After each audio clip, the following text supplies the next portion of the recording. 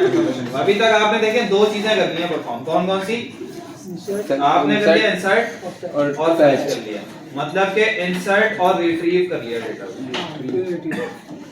Data fetch करना, data read करना या फिर डेटा को रिट्रीव करना, तीनों काम एक ही है। तो आपने अभी तक क्या कर लिया, डेटा को इंसर्ट कर लिया डेटाबेस के अंदर, किस तरह यूजर आएगा तो रजिस्टर करेगा अपने आप को, वो वाला काम कर लिया। और इसके अलावा आपने क्या कर लिया, उसको फैच कर लिया, रीड कर लिया या रिट्रीव कर लिया। अब रिट्रीव से आगे करेंगे अपडेट करना।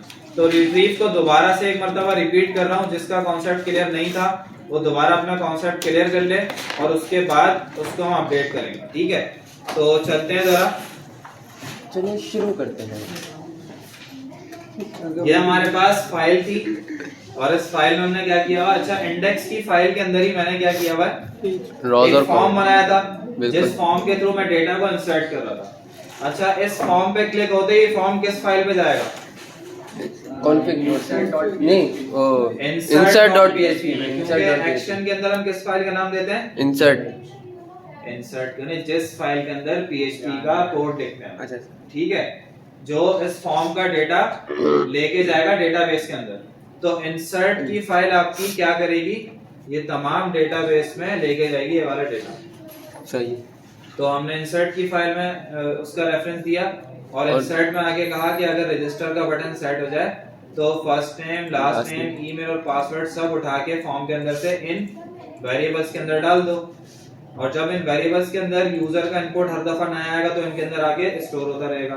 फिर उसके बाद हमने क्या कहा, हमने एक इंसर्ट का वेरिएबल बनाया और उसके अंदर इंसर्ट की पूरी क्वेरी चला दी जो हमने प्रीव्यू एसक्यूएल से उठाई थी डेटाबेस से, ठीक है। और उसके बाद इंसर्ट इनटू जो आप करते वाले अभी तक मायस्क्यूएल से काम के डेटाबेस टेबल का नाम दो, इंसर्ट इनटू टेबल का नाम, उसके बाद उसके कॉलम्स का नाम, टेबल के कॉलम्स का नाम ये रहा जो डेटाबेस से आ रहा है, और ये आपका वो वाला नाम है जो आपके यूजर के इनपुट्स हैं जो आपने वेरिएबल के अंदर स्टोर करवाया है, ठीक है। फर्स्ट नेम के अंदर फर्स्ट नेम जाएगा, लास्ट नेम जाएगा, ईमेल जाएगा, पासवर्ड, ठीक है। उसके बाद MySQL क्वेरी क्या करता है, MySQL क्वेरी आपकी क्वेरी को रन करता है डेटाबेस में, ठीक है।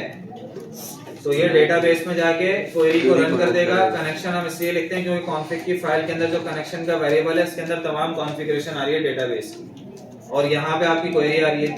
तो डेटाबेस के अंदर जाके ये वाली क्वेरी क्या हो जाएगी, रन हो जाएगी। जब ये वाली क्वेरी रन होगी तो रिजल्ट के अंदर कुछ आएगा, है ना।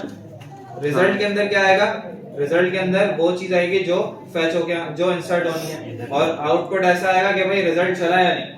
तो आप यहाँ पे कंडीशन में लिख रहे हो कि इफ रिजल्ट, अगर रिजल्ट चल जाता है, एग्जीक्यूट हो जाता है, तो आप इको में प्रिंट करवा दो रजिस्ट्रेशन या डेटा इंसर्टेड सक्सेसफुली। और उसके बाद आपने नीचे उसको बता भी दिया कि उसको कहाँ पे जाना है, उसको विंडो डॉट लोकेशन, हमने जावास्क्रिप्ट का रूल फॉलो किया।